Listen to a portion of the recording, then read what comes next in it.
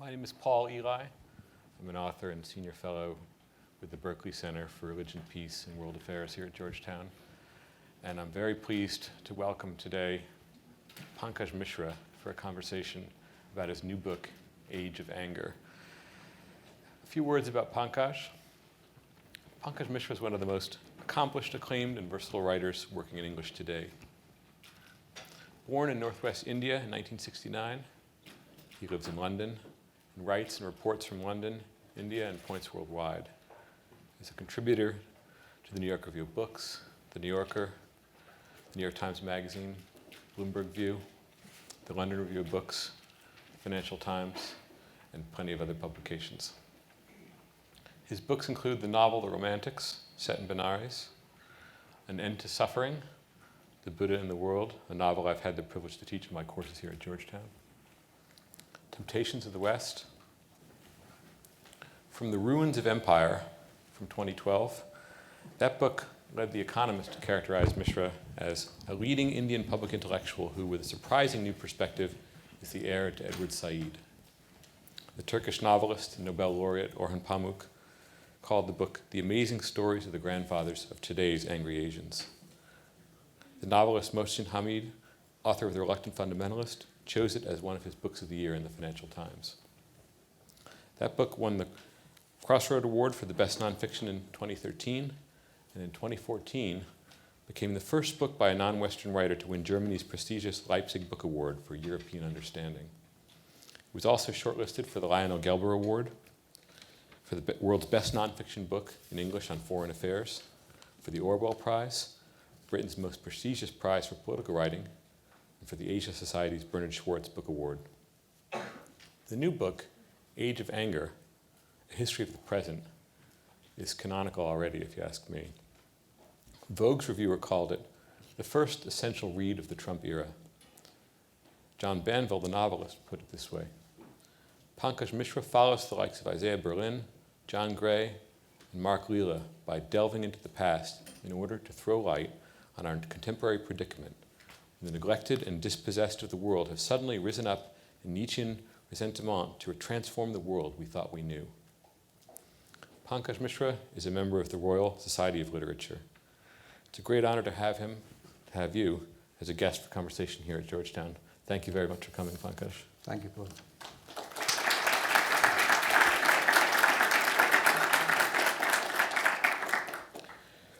So at the very front of the new book, you describe the circumstances which you began to write it in 2014 after friends and family members of yours in India elected Hindu nationalists to power, and that your effort to write the book coincided with angry emergent nationalisms in India and in other places. Can you tell us a little bit how that came about and what it was like to write a book of, let's say, intellectual history running in parallel to current events in the present?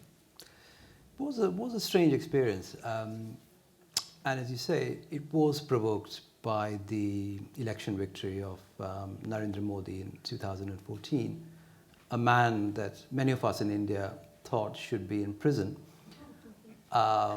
who had really, many of us thought had been utterly disgraced by his conduct on different occasions in the past, and suddenly, coming to power with lots of people, including members of my own family, voting for him. This is now an experience common to all of us around the world, with divided families.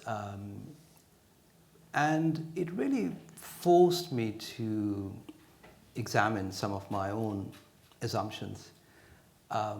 Assumptions that I'd never really, in a way, investigated, such as a belief in democracy, a belief in democracy producing a moral outcome. And suddenly I thought, well, democracy has produced a kind of moral calamity in this instance. So what is this thing that I've believed in for so long? What are these ideas, these abstractions, these concepts that I've unconsciously embraced for so long. So it really sort of, made me go much deeper than any other political event, any other event in the past 20 years since I've been writing. And I felt I had to sort of move away from journalism, as it were, that I had to go, somewhere deeper, and also broaden my framework, and sort of include in it events, personalities that had, on the face of it, very little to do with India, but to which India and events in India were intimately connected. So the 19th century, for instance, the fate of the Russians trying to catch up with the Atlantic West, and similar such experiences. And some of those experiences are already written about in my previous book, which is From the Ruins of Empire, about Japan trying to do the same, trying to catch up, importing ideologies, ideas from the modern West, and then sparking a kind of rush to imitation amongst various other Asian countries. But this involved really going deeper into European history and looking at people who had also come late to the modern world, countries like, in many ways, resembling the Indian elite, the Indian intelligentsia, who had produced all kinds of figures with this great desire to match the achievements of the modern West. And that is what we had grown up with in India, those ideas. And I felt I had to really go back and consider them all. The book is built on a large and very solid historical parallel, essentially that the history of, let's say, the 125 years before the outbreak of World War I was roiled by industrial capitalism in the so-called developed world, and that the responses of different figures and then of social movements in that time, if you look at them, it can give us an idea of how to understand similar developments and social movements happening now on a global scale as more countries face industrial capitalism and are introduced into global commerce and so forth. At what point did that big comparison between one century and another, European history and global history, come into view, or did it not come into view with that clarity? You had to develop it. Well, there are certain genealogies that have always been evident. For instance, Hindu nationalism, which is triumphant in India right now, its connections with German and Italian fascism, with the Nazis and with the fascists, have been written about. So we know that these ideologies have traveled around the world and assumed very different forms, but share certain similar ideas, certain similar commitments. But I think this book, or writing this book, made me think that perhaps we have to go even further, not just stop at the 1930s, look at the 19th century, look at the experience of people who were trying to, as I said, catch up with the modern West, and at the same time struggling with the political pathologies unleashed by this attempt to catch up. So you embrace industrial capitalism, you adopt the nation state, the model of the nation state for your heterogeneous, very diverse societies. And then you start struggling with the problems thereby unleashed by this process of adoption and adaptation. And so far we've been writing about, I had been writing about how this process played itself out in Asia and Africa. But for this, I felt I had to now go back and look at Germany in the early 19th century as it faced the increasing wealth and power and sophistication of its neighbors, its immediate neighbors. and also indeed a military and political challenge from them. How Germany or the German-speaking peoples and lands first responded to this enormous challenge from the West, which was economic, which was military, which was intellectual, which was cultural. And those feelings also of being disdained, being scorned, or being actually humiliated in a military campaign, and then having this man who occupies your country, Napoleon, mocking and scorning your culture. All those, this particular kind of cultural interaction which we see early on in the 19th century, which then we see replicate itself across vast tracts of Asia and Africa as modern imperialism spreads. So again, I felt this is really a kind of global framework that we have to consider all these experiences within the framework of the modern. The modern, which begins essentially in the late 18th century, that's when the principles of the modern world are formulated. That's when the world we live in starts to come into being. That's when the most radical project in human history, which is the modern project, is institutionalized and theorized. So, that sort of really explains why I just couldn't stop even at the 19th century. I had to sort of really go back to the beginnings of this supposed emancipation from the past, from tradition, from custom, from traditional hierarchy, from religious authority, from the monarchy. All those liberations that were exhorted, that were advocated back then, and then actually then started to happen all through the 19th century, and that's still happening for many people around the world today. One of the key points you make is that the members of Islamic State and terrorists and violent nationalists in Asia, in the Middle East, have Western roots. Can you explain that? Well, I think it's not so much Western roots, it's modern roots. I'm very much distrustful of these very ambitious genealogies that locate the roots of militant violence, for instance, in something that was said in the 13th century or 15th century. Generally locating the roots of militant violence or terrorism in a particular religion is really a catastrophic mistake. It is ignoring the long history of terrorism within the modern West, which starts, as I describe in the book, in the late 19th century with anarchist terrorists, with Russians, with people in Spain and Italy, indeed in the United States. And these people, their religion is not the most important thing about them. And I think since 9/11, we've consistently made this mistake of identifying terrorism or militant disaffection with a particular religious community and a particular religion, and come up with all kinds of harebrained theories about how we should reform Islam, or let's help the moderates win their battles against the extremists. All these kind of bizarre theories.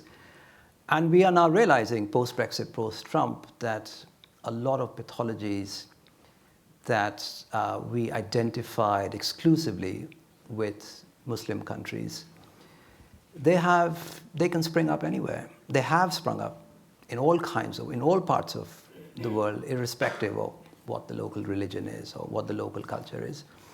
And they can spring up whenever the conditions are present, whenever the conditions of their possibility are there. It takes a little bit of economic decline. It takes a little bit of, the experience of humiliation and deprivation for those pathologies to be reanimated. They always lie there under the surface. And, with Muslim countries, many of them you're looking at essentially absolutely devastated societies, failed states. It's not surprising at all that they would generate these young men, these figures who just want to go out and kill a lot of people and join various death cults. We've seen this over and over again, as I say in this book, in just the last 100, 150 years, there is nothing at all Islamic about this. So you say that we've come to understand that these figures don't have essentially religious motivations or roots, but you've known that all along. I've known you for 12 years, and you've been saying it as long as I've known you. But what we have in the new book is a synthesis or an historical account for,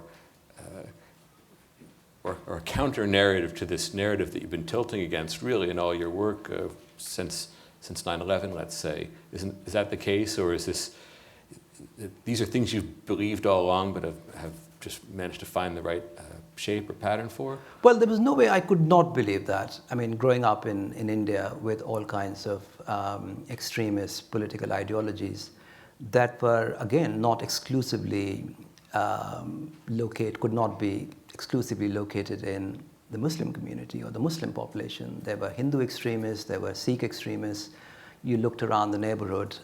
I've just returned from spending a month in Myanmar, where you have Buddhist monks who are ethnic cleansers.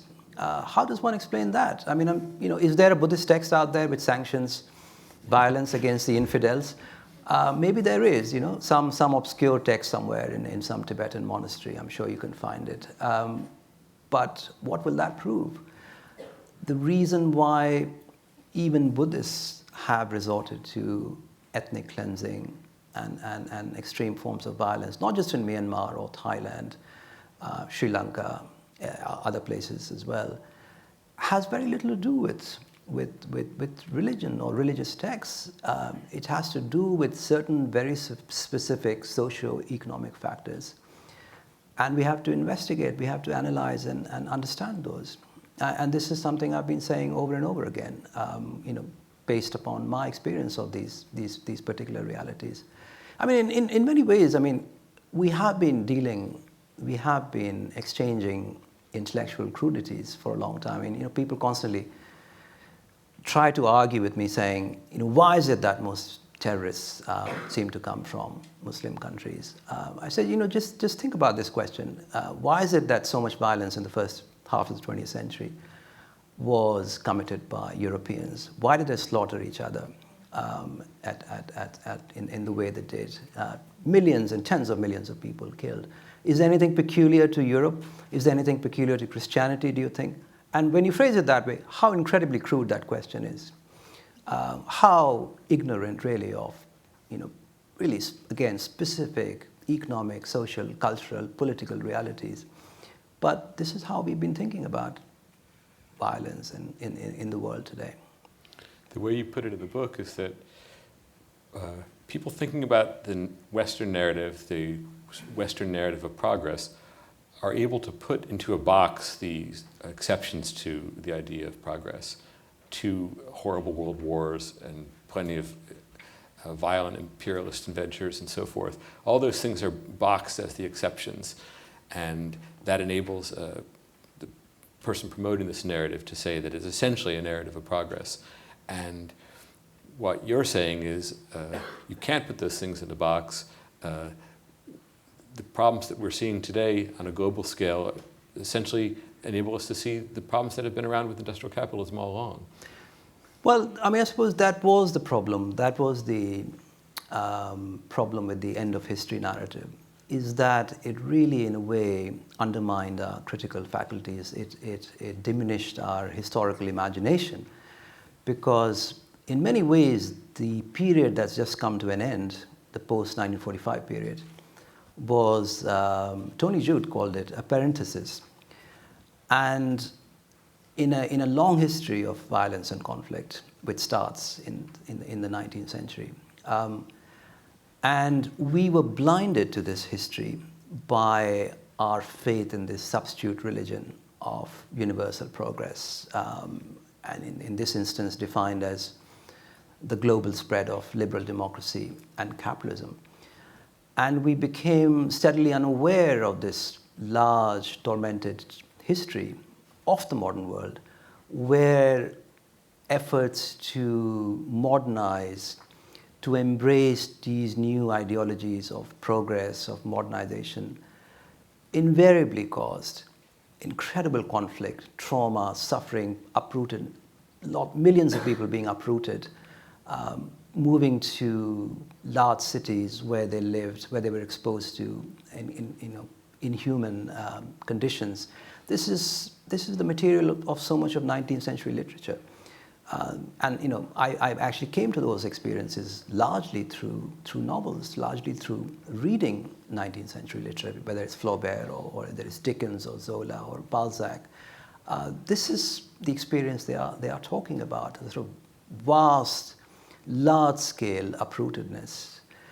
And we began to think that modernization was a benign process. And so I think, especially since the end of the Cold War, we have lived with a lot of illusions, and they have just broken right now with the United States itself, with Western Europe itself, the sort of originator of the modern world, of modernity, its ideals, its principles, rejoining this very tormented history. So not just this book, but your previous book, From the Ruins of Empire, that was an intellectual history of modern Asia, or more specifically, the attempt of certain thinkers in Asia to create a modern historical intellectual narrative that could counter the dominant narrative of the West. So that's a counter narrative to the Western narrative of progress. Now in this book, it's a second counter narrative to the Western narrative of progress. You mention fraudulent history, I think it's called. I mean, at this point, should we really regard the Western notion of progress as fraudulent history that we need to do away with? Well, there's a thing, progress is a fact, but it's always patchy, it's uneven, it's a result of a confluence of different factors. Not all of them have to do with capitalism or democracy. We tend to give too much credit to these abstractions we cherish and we love. But progress, whenever it is made, it's a result of very many disconcerting confluences. The fact that women's rights were advanced most of all by the two world wars. We tend to think of progress as happening because economic growth is happening and the middle classes are demanding certain rights, and so there's a big package of rights going through. Unfortunately, that's not how history has worked. That progress has always been all patchy and uneven. So basing a whole narrative of universal progress on this very complex, paradoxical story really does make you think there's something fraudulent about this. This notion that we're all, the kingdom of God is about to be recreated on earth. And the people I've described in my previous book who were challenging this particular narrative, they were again not challenging it in isolation. Many of them, especially after the First World War, were drawing upon and in many cases echoing the conclusions increasingly reached at that time by Europeans themselves, by some of the best European writers and philosophers after the First World War. That was the moment of reckoning for so many of them with ideas of progress. And again, examining assumptions in the way a lot of us are trying to do now. It's like, what was this world we were dreaming about? What was this great narrative, whether it's Henry James or Musil or T.S. Eliot? They're all questioning this particular narrative that so many people had believed in, that the 19th century is all this century about irreversible, unstoppable progress. And someone like Tagore or Gandhi, who are challenging this narrative, they're also drawing from Western sources. I mean, Gandhi is inconceivable without someone like Ruskin or someone like Tolstoy, who can see the violence of this process of modernization and is writing about it. So, in a way, we've all kind of inhabited this particular framework of the modern, responded to it, seen its inadequacies, its faults, and written about it. And those ideas, those critiques have traveled widely, they've been shared widely. I do think that the last 2-3 years have been an exceptional period of intellectual parochialism, of a certain kind of homogenized narrative emanating from some of the elite centers of education, disseminated by newspaper editorials. I mean, just basically informing assumptions, whether in speeches by politicians or policy making. And they've all been informed by this this great master narrative that, progress is happening and it's all working out. We only have to adopt these particular models of capitalism and democracy, and things will work out in the way it has worked out for us. So I want to talk about anger, but your reference to the kingdom of God makes me ask, as I understand it, tell me if I've got this right, so with the decline of religion in Western societies, religion was replaced by the sub-religion of nationalism in some respects, and the sub-religion of ideology, or whether it was communism or some other form of totalitarianism in other respects. But what you're really bringing to the fore is how this third sub-religion emerged, the religion of progress, sub-religion of progress, and that we're only now seeing the illusory qualities of that belief. Well, it is the great unbeatable religion, really. I mean, in a way, it seduces, it makes people discard their critical intellectual faculties. I mean, I think, we know that religion, and Christianity in particular, has been marked by doubt, at least since Pascal. But progress, the religion of progress, does not admit those doubts. So in a way, it's more hardline than most religions. And it's also, deeply, deeply persuasive, especially if you stop believing, which is the case for most of us today, in any other form of transcendental authority. Then your horizons are basically defined by progress. The simple belief that the future would be better for your children and for your grandchildren, and things are going to get better and better all the time, which has been the experience. Again, it has been the experience of many people since 1945. This was not an experience that people, say, in the first half of the 20th century could have had.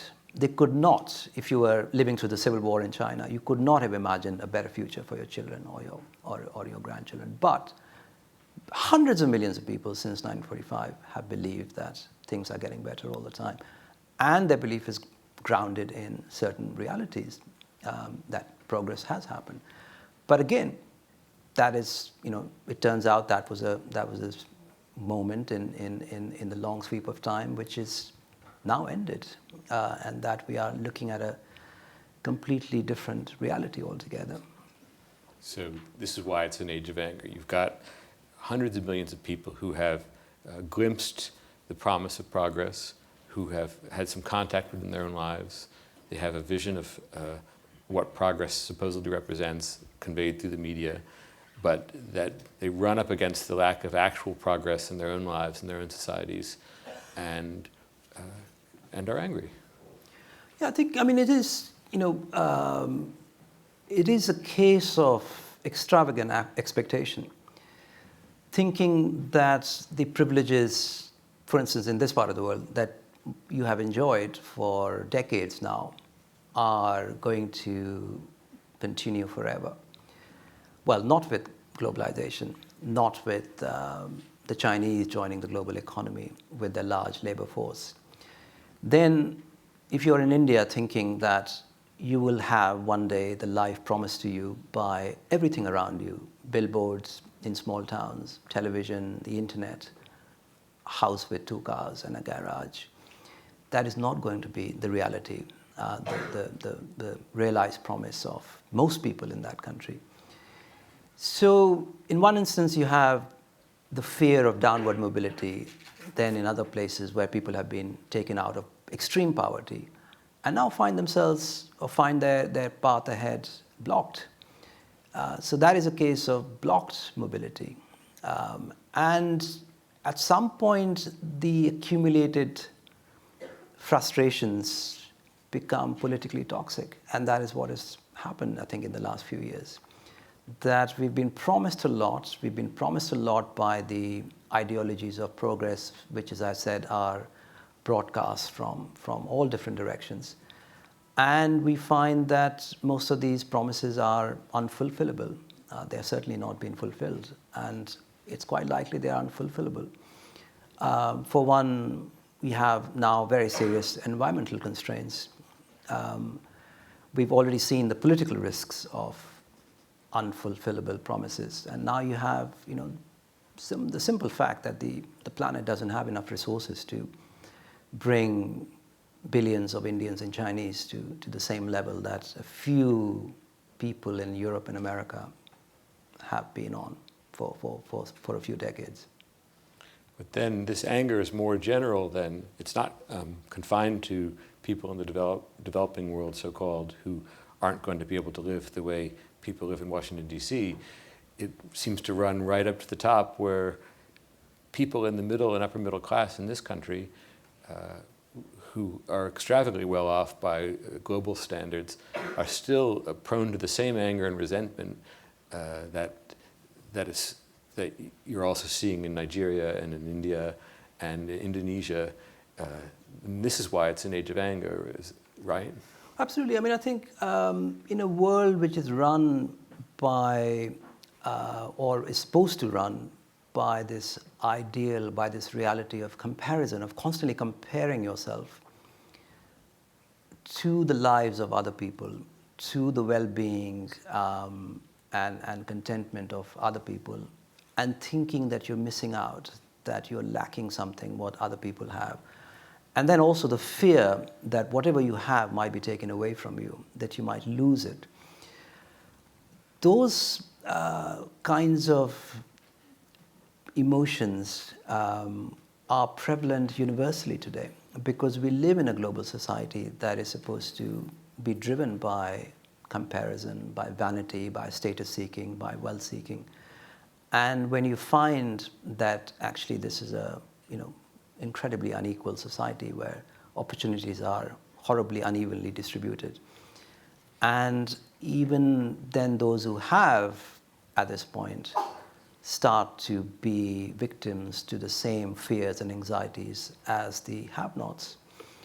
And this is what we're seeing today. The haves also have, in addition to economic inequality, they might also have other problems, which is that even though they have money, they have wealth, but they don't have access to intellectual and cultural capital, which is certainly the case with our plutocratic president, who is really incredibly neurotic, it seems, about the cultural power possessed by Manhattan liberals, for instance, and is constantly baiting them and targeting the New York Times.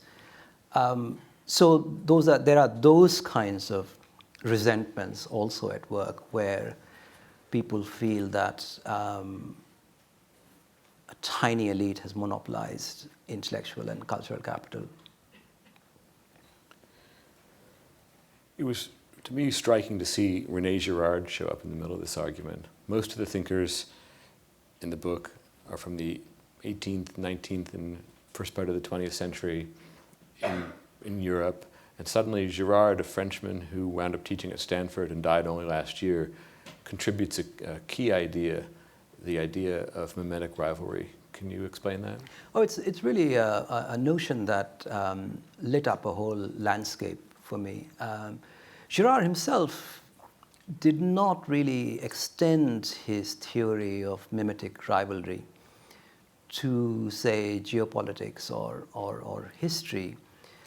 But this notion that what we desire is mediated through the desires of other people, that suddenly made me think about much of modern history as essentially an incredibly intense game of emulation, where a small minority achieves extraordinary amounts of power and wealth and cultural sophistication. And then the rest want to catch up. They want those things for themselves. And this process then spreads all around the world in a kind of escalated fashion. But it has an existential basis, which you bring out very powerfully. There's something that's more the material want that people are after when they imitate others. It's the being that the other person seems to have.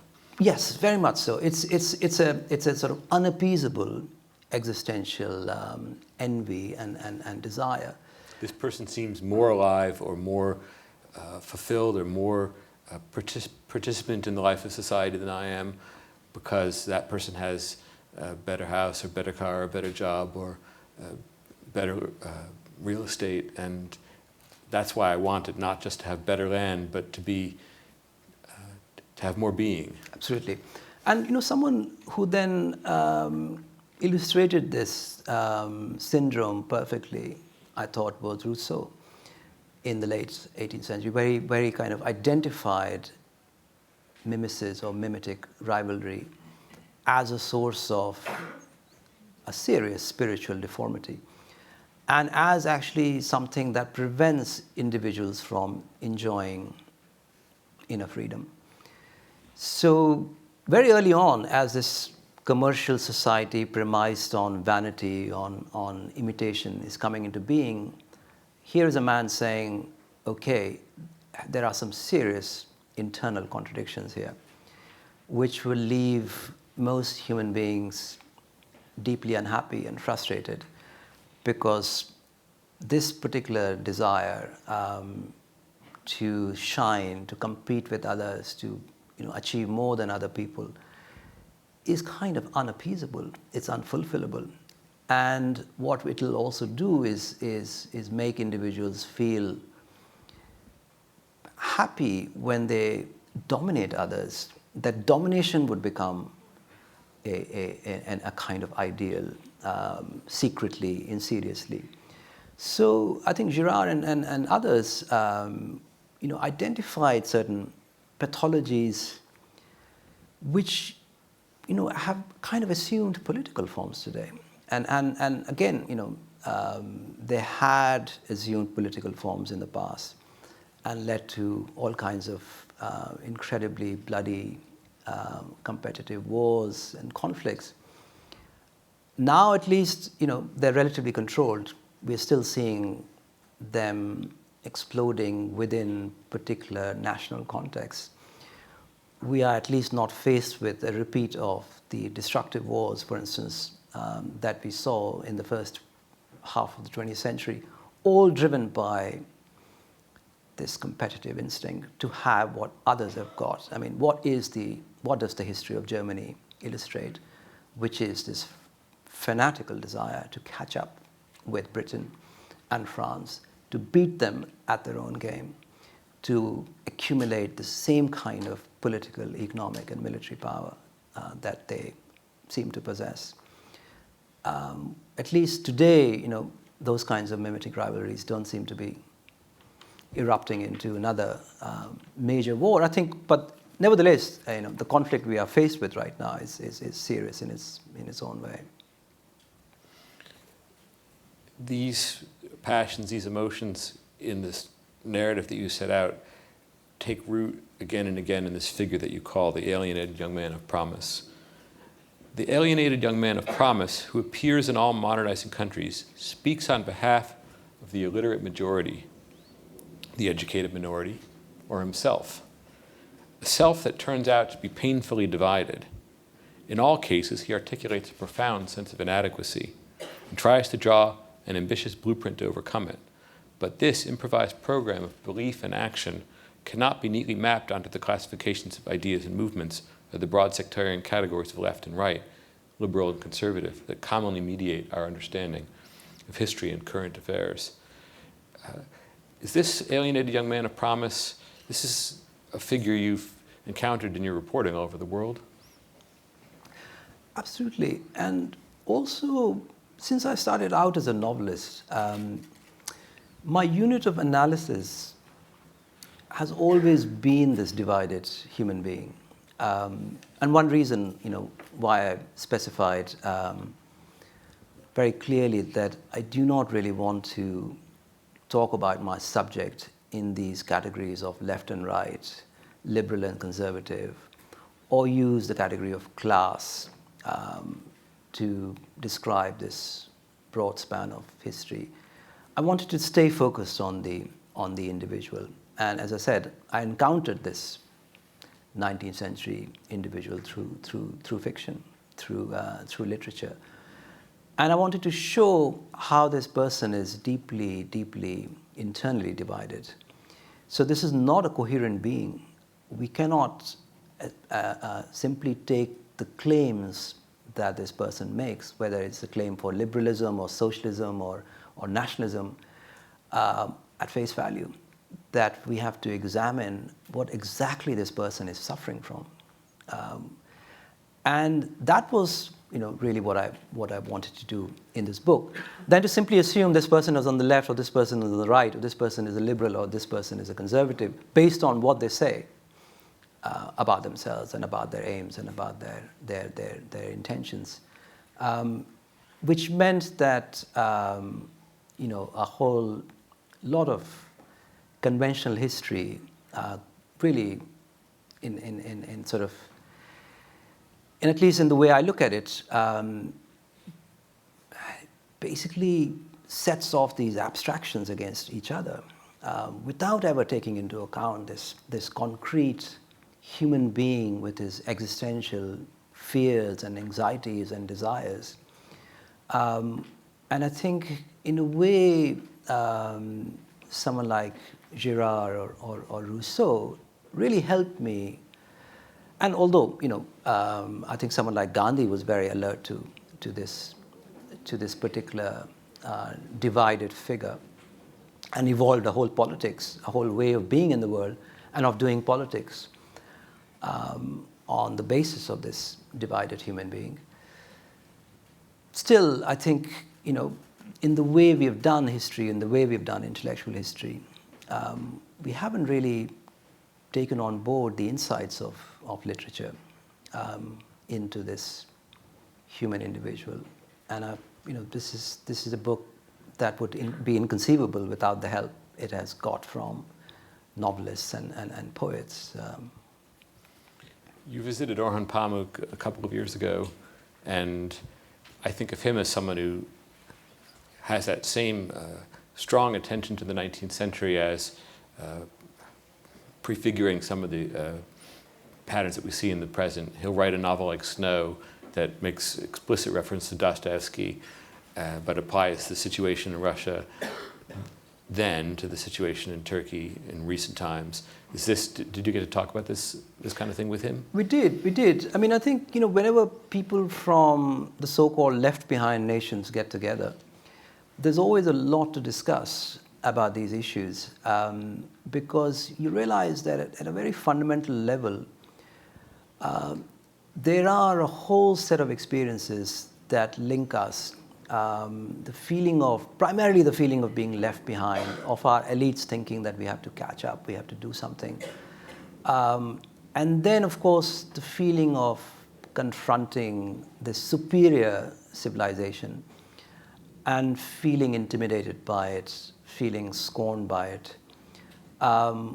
Dostoevsky is a sort of, in many ways, both describes and enacts this syndrome in his fiction.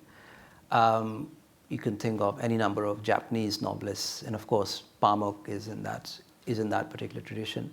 In fact, before I started writing this book, I'd been taking notes for a book which was going to be primarily about the left behind nations. So I was trying to construct a kind of taxonomy of these countries and the peoples and their particular literatures who share certain very important features, whether you are an Egyptian writer or an Indian writer or a Chinese writer. There are certain resemblances and immediate recognitions there. So I think that again came in very handy, all the notes I'd taken for this, the story of the left behind peoples, when it turned out that there were lots of people left behind in the heart of the modern West who also manifested some of these traits of ressentiment, again, that sort of feeling of existential envy and resentment, that depending on circumstances, these feelings and emotions can arise in completely unexpected contexts. If the loss of power, the prospect of economic decline can induce those feelings and emotions in the richest and the most powerful country in the world. So you speak about you and Pamuk talking about being belonging to the left behind nations, and yet he's got a Nobel Prize. You live in London and have a list of prizes as long as my arm. When you describe that alienated, that man of promise and his division, sometimes speaking for the dispossessed, sometimes speaking for the elite, sometimes speaking for himself, it seems there's some sideways self-portraiture there. What is it? Can you talk about your multiple social location and how you identify yourself? Well, I suppose since I did not really have access to a whole set of experiences that are, I suppose, taken for granted by people in power, wherever you are, whether you're in India or China, because I grew up in really small places in India and belonged to, it's not quite accurate to call it lower middle class, but somewhere there, somewhere in those levels. And so it was a very different experience of the world, where some of the feelings I describe in the book were widely shared amongst people that I grew up with, people I went to college with. The kind of ressentiment, for instance, Mr. Modi has turned so politically potent in India, I grew up with that kind of ressentiment of the local Anglophone elites who seem to be feathering their nests while speaking of democracy and progress and freedom. People who had monopolized all cultural and intellectual capital and scorned people who did not have access to it. Modi has turned that to great advantage, this particular version of class conflict in India, by railing against this corrupt and arrogant elite. And he has found lots of people who believe that he's right. And he is right to a certain extent. So it was easier for me to understand his appeal, because I was one of those people who had felt those emotions in the past. And I had certainly spent a lot of time with people who had felt those emotions, were feeling those emotions. And that I feel has given me a kind of access to the alienated stranger, the provincial outsider, who we tend to neglect in our intellectual journalistic discourses. And as we now see, who's become politically extremely powerful with these recent elections, the sort of semi-rural, semi-urban inhabitant who did not feature much in our conversations, who had been, in a way, simmering with all kinds of rage and frustration. And now we see this figure all around us. Books are being written about this figure. New journalists, articles are being commissioned. But I think, what it is pointing to, all this new interest, is this extraordinary absence in our kind of discourse all this time.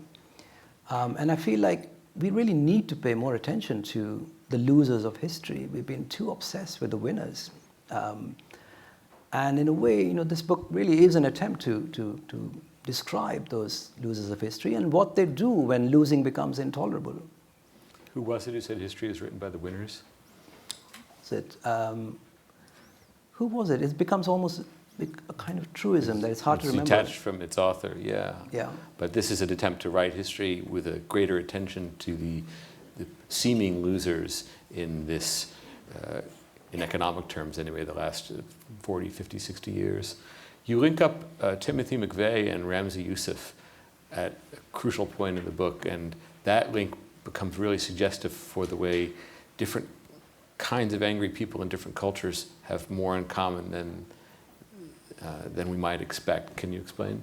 Well, I mean, this was another way of talking about, how these theories about the clash of civilizations, or this idea that people belonging to different religious communities are bound to enter into conflict with each other and they don't really share much.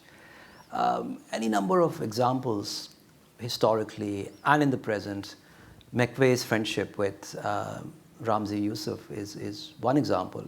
So they were in joining cells in prison? Prison and Supermax facility. Supermax facility, and discovered each other and became great friends and realized that they had a lot in common politically, to the point where McVeigh said he believed in what Youssef and then subsequently Osama bin Laden was doing, and that they were right to do what they did. Now, that kind of meeting of minds, that kind of intellectual, ideological affinity, we see over and over again. We don't want to notice it. Breivik, the Norwegian mass murderer, is fascinated by Hindu fanatics. He wanted to get into alliances with Hindu fanatics against multiculturalism. The young boy, teenager, I think, who killed 9 or 10 people in Munich last year, Iranian German, he was inspired by Breivik. Any number of such instances where these affinities are crossing religious, national borders, and what they are pointing to is a kind of shared temperament. Again, that sort of divided selves and driven by rage and frustration into extreme acts of violence, identifying certain targets, whether it's multiculturalists or liberals or the state or the American state in this instance. And I do think we have to, going back to Girard, think about the world today as constituted by sameness rather than difference, constituted by increasing similarity of experience, of emotion, of ideas, rather than say, oh no, this all began when Christians started fighting Muslims, back during the Crusades. This is all a residue of those ancient enmities and battles. We really have to sort of look at how these ideas and ideologies travel, how they're absorbed in different contexts and turn to different uses. When we swapped emails last summer, one of us said to the other, we have to talk about Pope Francis. And then I see him referenced in the book as the most influential public intellectual today, and in ways that where he's seen as lining up persuasively with some of your most important points. Can you explain that?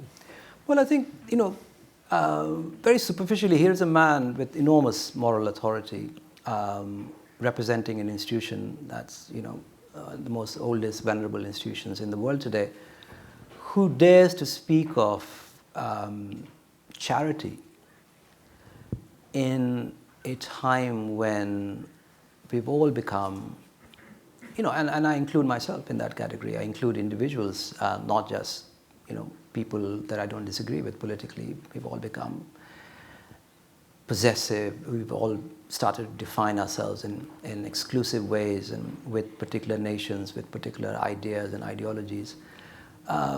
Here is a man who comes at the end of a really long phase of relative peace and stability, and things are starting to fall apart. And he's still talking about how charity is the way out, how so many of our foundational ideas and concepts lie in tatters today.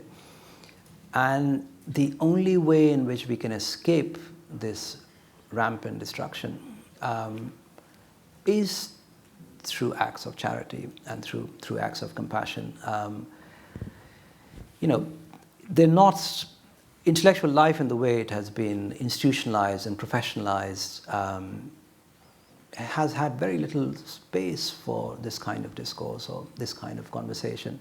There was a time when a certain kind of religiously motivated thinker was still central to the culture. Niebuhr is one example of that. MLK, another one. But we haven't had that kind of figure who speaks that kind of, who employs that kind of moral, essentially moral vocabulary. Otherwise, what is public intellectualism? It's become essentially regurgitating the ideology of the day, maybe disagreeing with it to a certain extent, but essentially the assumptions are broadly shared by the so-called public intellectuals. And we are struggling, all of us are struggling to make sense of what is happening today. I don't think Pope Francis is struggling to make sense of what is happening today. He has been warning about this for some time. What do you think, is there anything to be done? It's an age of anger, it's global, things are getting worse. The anger that people feel is perfectly justified because society is unfair and getting worse in so many ways. What should we do? Well, here is where I could suppose go into business as a guru with my Indian background and beard, but I think personally I feel that as a writer all I can do is challenge myself more and more and just work harder. But if were to prescribe anything, I would, to other people, I would actually would say that, look, it's actually these prescriptions that were supposed to work universally that have got us into this mess. And that whatever solutions we work towards, they have to be contingent on our particular circumstances, wherever we are in the world today.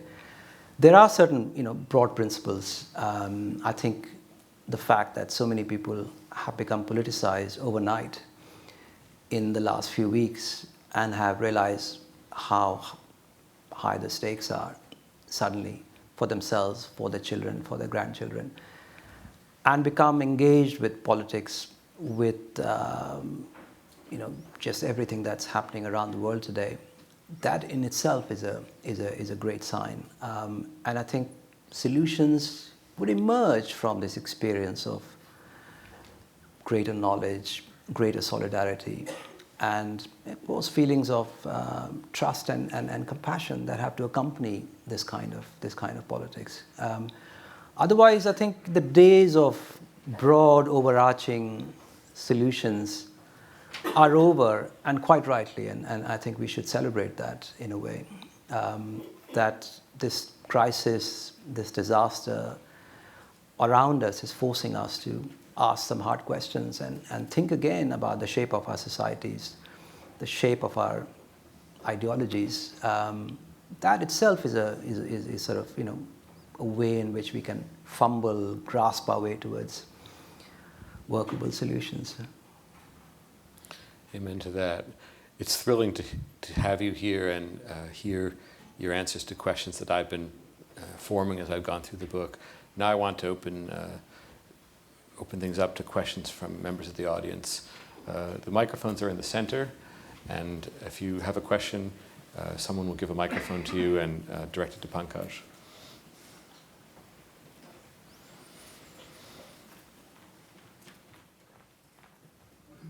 All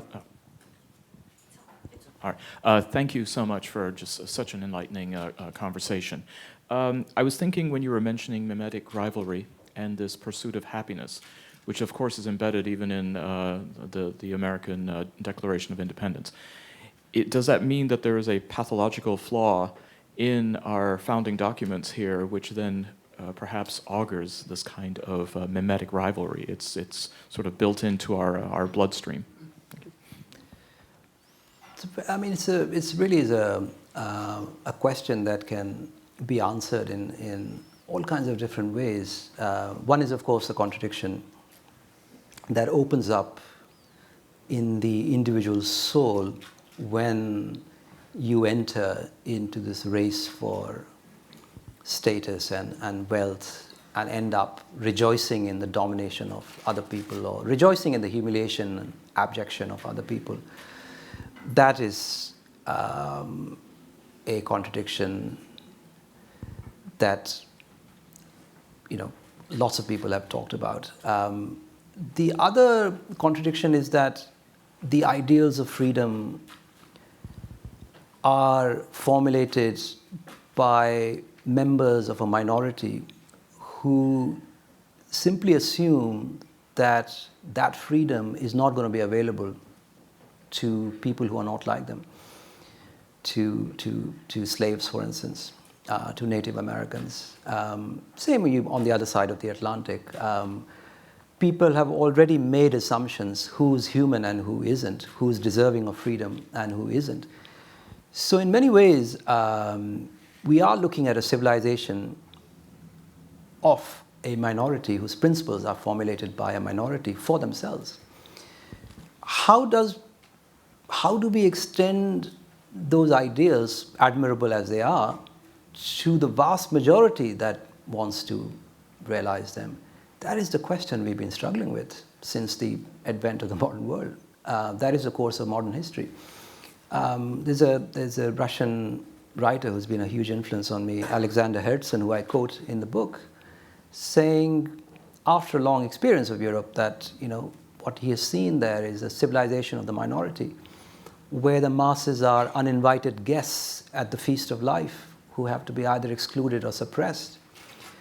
And that, in many ways, remains at least the experience of a lot of people. And of course, what we're seeing today are the feelings of rage that are generated by this experience of exclusion and suppression.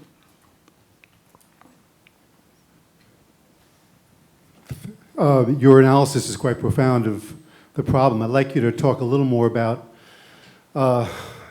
without being a guru, about solutions, even in abstract terms. I'm struck by your praise of Pope Francis, talk about acts of charity. But of course, he's not a political person. He's a political person, but he's not a politician. And some of the people you praised, like Martin Luther King Jr., like Gandhi, were not politicians, but they're very political, and they organize movements, political and social movements. And it seems to me that the problem we have is partly caused by politics, bad politics, divisive politics. And I'm afraid, I guess, that without some overarching sense of movements and based on values, that the older, more partial kinds of politics will take over, which they already are taking over. Fundamentalist religion, aggressive nationalism, and so forth, ethno-racial populism. So I'd just like to push you a little bit on that. What about politics, to make it short? Well, I think, people like Martin Luther King and Gandhi are interesting figures in that they try to marry spiritual projects, religious projects, with political activism. And what they realize is that a whole range of human needs and aspirations are not being met by politics as practiced. That politics had become, too determined by certain pursuits that were deemed essential, the pursuit of happiness through the pursuit of wealth, and pursuit of status. And that caused deep divisions within society that cause people to think in hyper-individualistic ways, neglecting other human needs such as solidarity and community, the feeling of belonging to a particular group and acting in unison with other people. All these needs were being systematically neglected by modern politics and economy. And so their attempt was to combine politics with spirituality in a way that those needs are met, and at the same time a very distinct, very clearly defined political agenda is also advanced at the same time. And I think, when I think of solutions, maybe this is too anti-intellectual of me. This is what I imagine. This is what I think.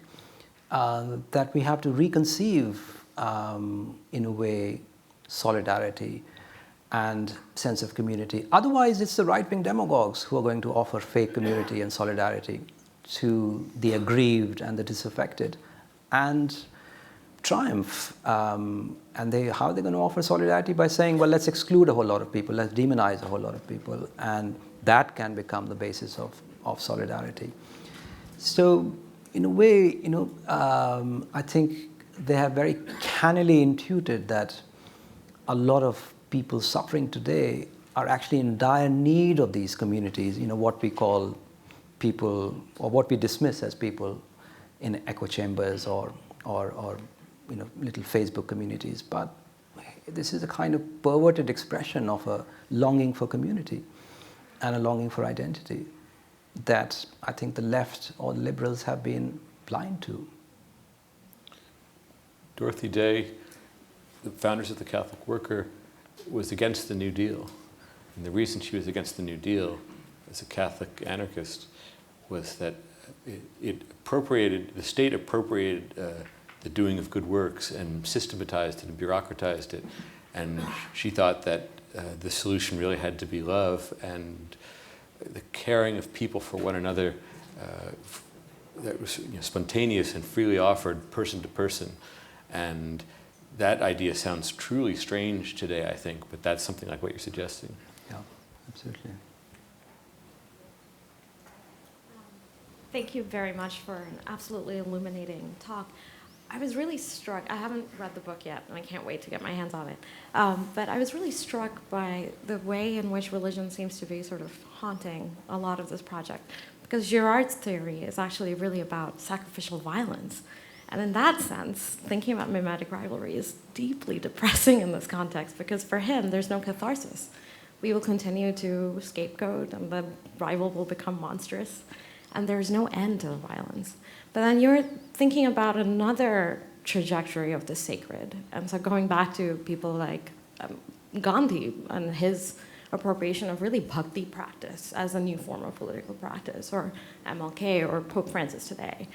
And so I'm thinking about the sort of debate, for example, Gandhi has with Ambedkar, right? Where relying on the notion that bhakti as a way of being is going to actually really transform society so that the vast majority of the marginalized can suddenly live well.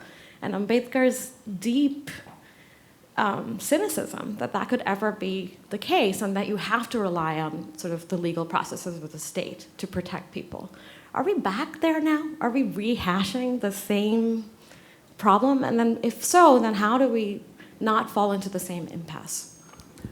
Yeah, I think for those of you who do not know about this great debate between Ambedkar and Gandhi, a very shorthand version of that is that Gandhi, as you correctly characterize his position, thought of this notion of devotion as creating the conditions in which equality and the end to discrimination could be achieved. And Ambedkar was a sort of, at least in that phase in his life, was a classic modernist in thinking of the state, like many people at that time. He was like all of us. He was a creature of his time. And then, again, trusting in the state to enforce equality. And of course, there are examples of the state doing that, most notoriously in China, where women's rights were achieved by brutal diktat from above. I think, that debate continues. That debate can be had, but the state has altered. The state is no longer the social democratic state that someone like Ambedkar simply assumed would be around.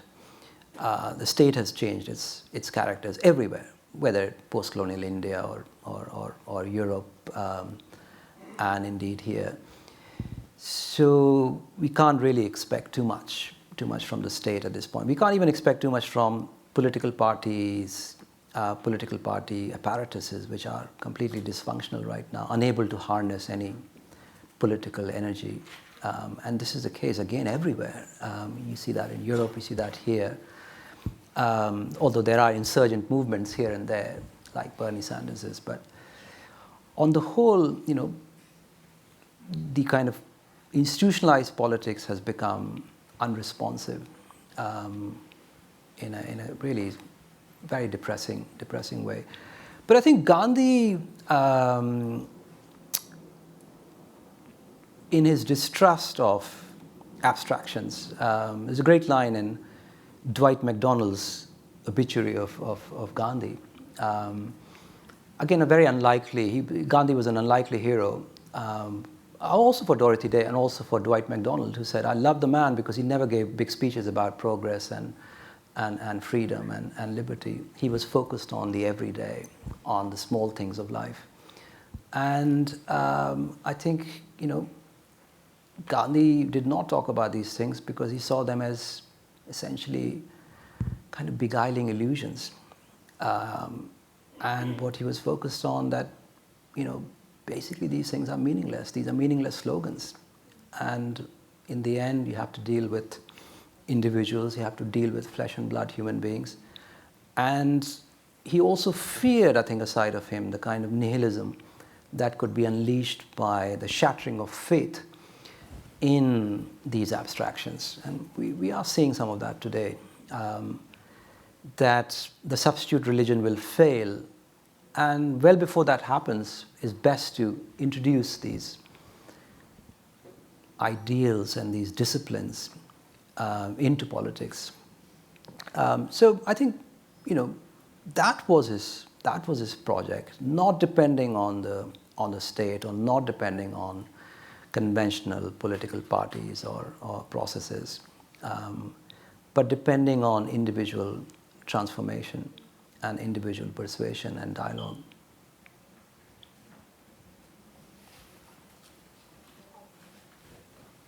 Hi. I had a question. So you talk a lot about how in the 19th century, a lot of the books that you read when you're growing up were how you came to these ideas and how you understood them. And a lot of scholars of nationalism recognize the role of print capitalism, of literature in disseminating ideas of nationalism and sort of expressing the feeling of ressentiment that you're talking about. Do you see any parallels from the 19th century and that type of literature with the 21st century and with the internet, and the way that a lot of different movements of national movements have moved online and have been moving in a way that hasn't really been looked at, and how they're using those platforms to sort of frame their movements? Thank you. Thank you. Well, I suppose the internet is central to our culture now in the way the novel was central to 19th century cultures in Europe. In that is where new communities are being formed, new solidarities are being created, constructed, and the speed with which this happens is quite staggering. In the days of the 19th century, in the days of print books, things happen relatively slowly, and they're still confined to the literate public. So we are talking about a small minority of people who are leading nationalist movements or defining the national idea or the national community. Now it can happen more or less overnight. So 20th century, in that sense, the 20th century fiction writer finds himself or herself in a very strange place because he or she is no longer central to the culture. That place has been taken. And it's also true that this is another discussion, but the post-45 novel, you would be hard-pressed to draw from it the kind of historical lessons and philosophical insights you could draw from any number of 19th century writers. And it's interesting to compare the two and see what happened. What were the big sociological shifts to make this, to render the 19th century novel so potent and the 21st century novel so marginal. But that's a different discussion. Are there exceptions? Is a book like Fine Balance, 20th century novel, just lacking in the power of its 19th century predecessors, or are there people who are putting it together in the way The that you Fine describe Balance, it? is a classic 19th century novel. Just happened to be written in 1988, right? Exactly. 1998. And there is nothing in it about, and there can't be since it's set in a different era altogether, about the world we inhabit today, which is being transformed so dramatically, so speedily, that it's really hard for anyone to keep up, let alone the novelist who works over, at a minimum 3 or 4 years. But that's what Philip Roth said in 1962. So if that's the case, then no fiction of social consequence or whatever you want to call it has happened in our lifetime?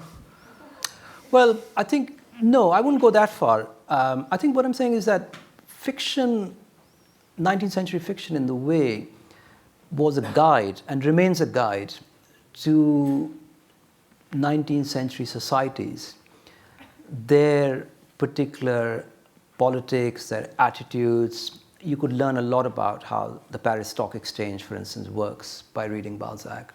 And that's at a superficial level of information. If you're interested in the big philosophical debate of the 19th century, it's easy enough to go to Tolstoy and Dostoevsky and read them to find the central debate. After all, someone like Nietzsche owed so much to a figure like Dostoevsky. So even philosophers or people we call philosophers are reading the novelists of the 19th century and being stimulated by them. It's hard to think of, also, I suppose, because philosophy today has a very different role. It's very marginal today. So it wouldn't have the same kind of relationship with fiction. But it's really hard to imagine a book as meaningful in all kinds of ways as, say, the brothers Karamazov or War and Peace.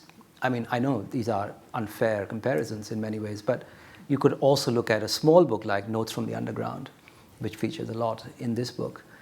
And to take readings of particular psychologies, particular temperaments in the way the 19th century novelists did, I just don't know whether that is possible in our much more diverse, much more fragmented societies today. So let's take a novel that I know that we both really admire. I remember when the biography of Naipaul came out, we talked about it, and you said rightly, it's a decent book, but it really didn't explain how that man wrote A Bend in the River. So that's a novel. It's not about the present, but it's the past 25 years. That can you imagine someone looking back on the best of Naipaul and understanding the swirl of ideas in the culture at that time through the novel, the way we look back on Dostoevsky? I suppose they could, but again, I think you would not think of that novel again as breaking new ground philosophically. It would not illuminate. In many ways, A Bend in the River, you could argue, is an updated version of Notes from the Underground. you're talking about a man, half-educated man, who finds himself in Indian in this instance, who finds himself in a part of Africa and in a very fraught political context, which also you can find in many other novels, and sometimes much more acutely done, the local politics of it. But the existential aspects of the novel, that I don't think are particularly unique. You could find examples of that all across the 19th century. The setting is interesting, the bringing together of the setting and this particular,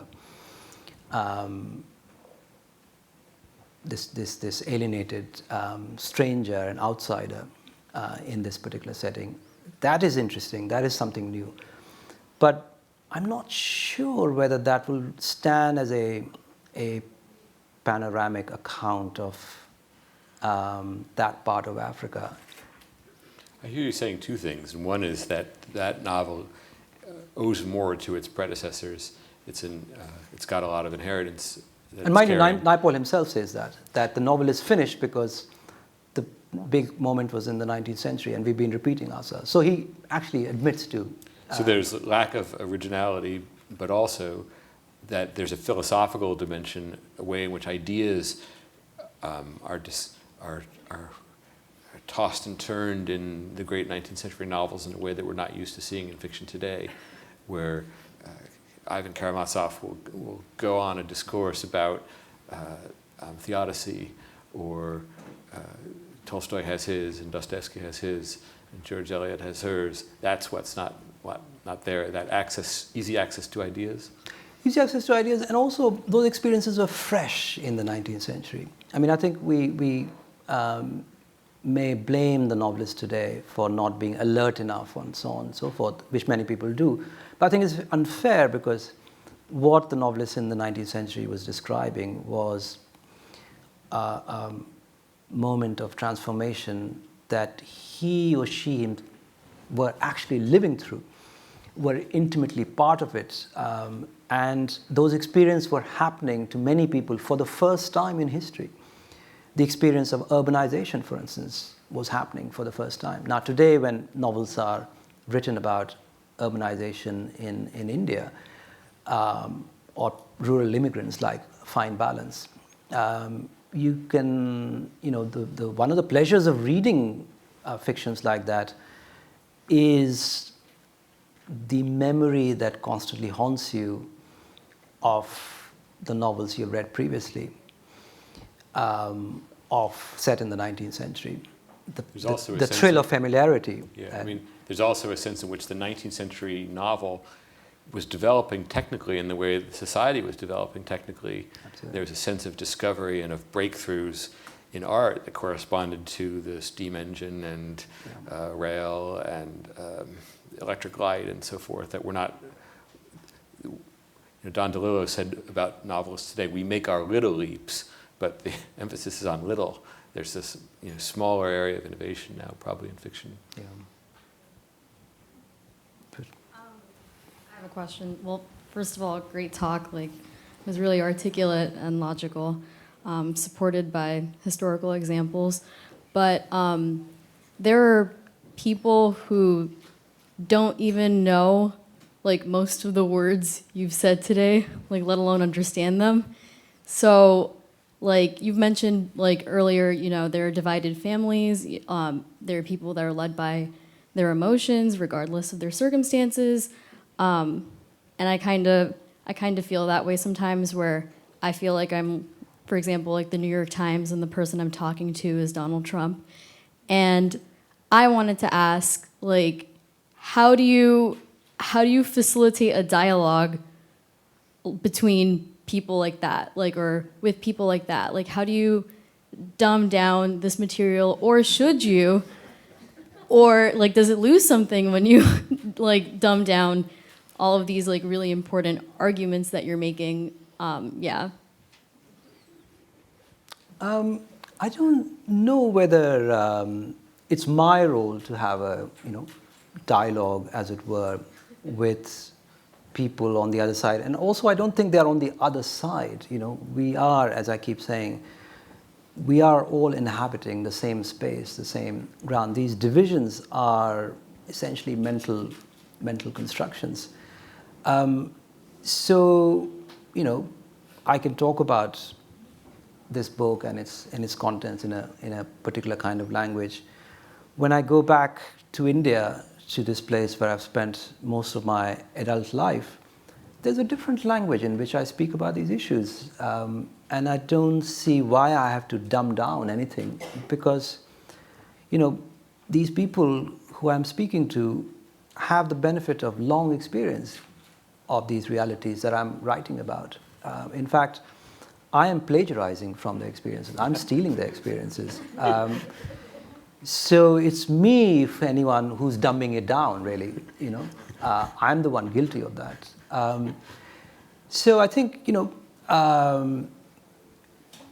one of the ways in which we can transcend this sort of the great conflicts and divisions of our time is by, you know, not really, I mean, trying to examine, trying to think of these divisions as essentially constructions that we ourselves have created, and learning to recognize wisdom and experience in places far outside our you know, circles and our particular groups, and the ability to identify them, to talk about them meaningfully.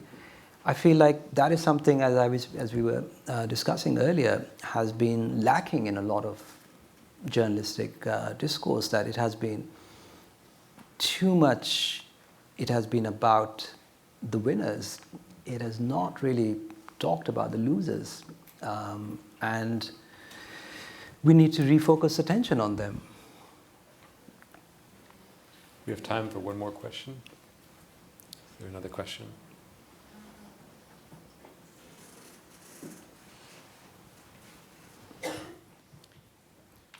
I'm still trying to understand the limits that you put on the idea of progress. You're talking about, if I understood it correctly, social progress. And your skepticism about social progress I can understand, but I have difficulty in reconciling it with economic progress, with the fact that we've been able to overcome such poverty in the 21st century in many areas of the world. The fact that childbirth now is a much less difficult, much less fraught with the dangers that have been brought by modern medicine.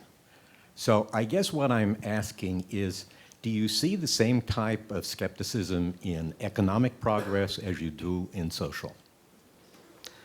I think this is a, you know, I mean, it's a minefield of a subject.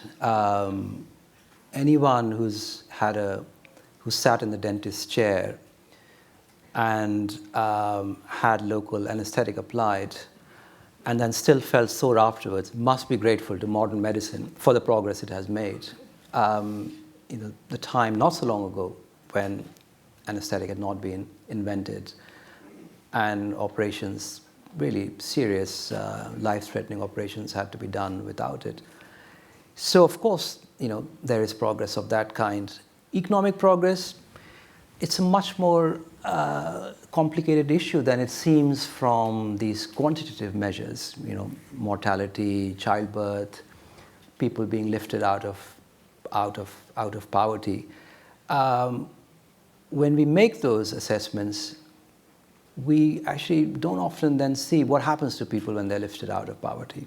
And what is this poverty line anyway? I mean, you know, quite apart from the fact that the measures themselves are shifting, variable, certainly not solid, dependent, very much contingent on who's making them, at what time.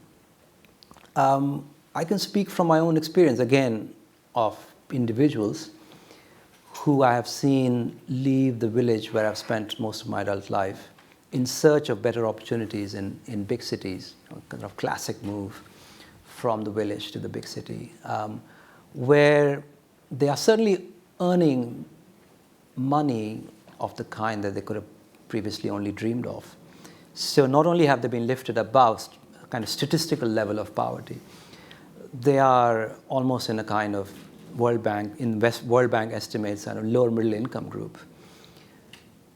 But their life has suffered a dramatic collapse in its actual living standards. The fact that they are living in a horribly polluted city, in a slum, whatever money they're making does not entitle them to anything more than a room, a roof above their head, and sometimes, have to sleep in the open if you're doing jobs like taxi driving and that sort of thing. People simply sleep in the open or with a tarpaulin roof. So that kind of alienated existence where you're making money but you can't afford, you're working 14 hours a day, you can't afford to have your family there, you can't afford to start a family, you're away from your parents. I've seen people recoil from that experience and come back and retreat, go below the poverty line again, because a whole lot of things that were important to them, that made their life meaningful, was not available to them when they moved above the poverty line. So what I'm trying to say is that these quantitative measures that we use to assess progress are very deceptive. Again, they are leaving out a whole range of human experience, a whole range of human needs that are important, that are vital. And for many people, they simply don't want to be part of this particular adventure of economic progress. So many people I see, they are very much content to do their small businesses, few errands here and there, farm a little bit, and be generally idle. They don't want to be part of the adventure of endless growth and endless consumption. And I think we've forgotten that the world consists of all kinds of people who don't subscribe to our ideologies, the ideologies of educated people, people who have actually benefited from progress, who are essentially the main beneficiaries of the modern world's ideologies, the fact that lots of people don't want to be part of it. And I think, a society that honors these diverse modes of existence, a society that assumes that the good life is diversely conceived, is, in my books, the good society, not society that insists that there's only one way to be and there's only one way to go forward, and which is the way of more growth and productivity and consumption and more work and so on and so forth. It sounds like what you're setting out could come out of that book you described about the Left Behinds, and I hope you get a chance to write it, because it's mesmerizing to hear you describe the lives of people who forget about progress, don't even want to participate in the ideology of growth.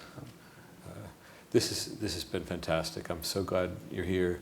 I'm so glad you're still going to be here to talk with us during the reception and to sign books. If you have a book to be signed, come on up through the aisle, and Pankaj is going to sign books here. We're going to have a table and pen set up here in just a moment. Thank you so much. It's been a tremendous event, and I'm so grateful to everybody who's been here, especially right before break. Thank you very much for coming, and thank you very much, Pankaj. Thank you, sir.